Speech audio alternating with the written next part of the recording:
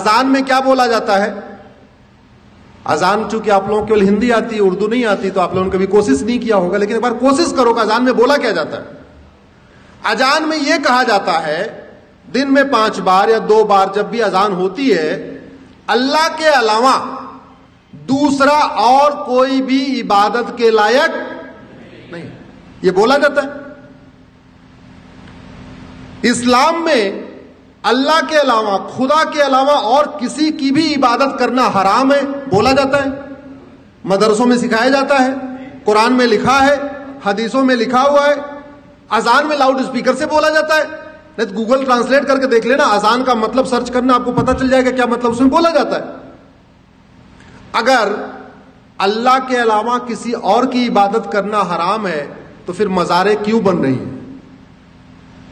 پھر درگاہیں کیوں بن رہی ہیں؟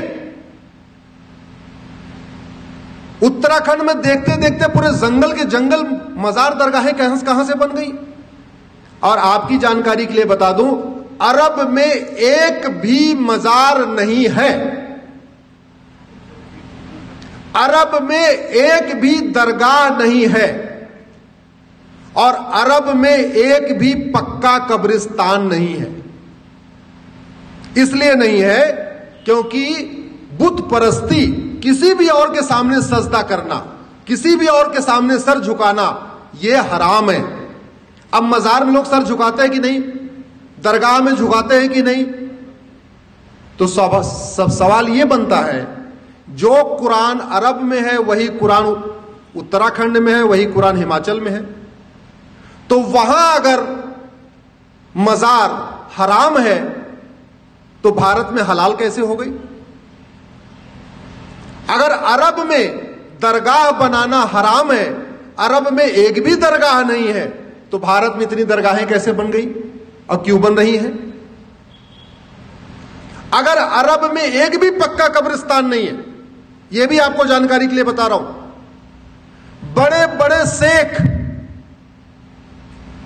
جن کے گھر میں سونے کی پلیٹ ہوتی ہے، سونے کا چمچ ہوتا ہے، ارب پتی کھرب پتی ہیں، ان کی بھی قبر پکی نہیں ہوتی، کیونکہ پکا قبرستان بھی حرام ہے۔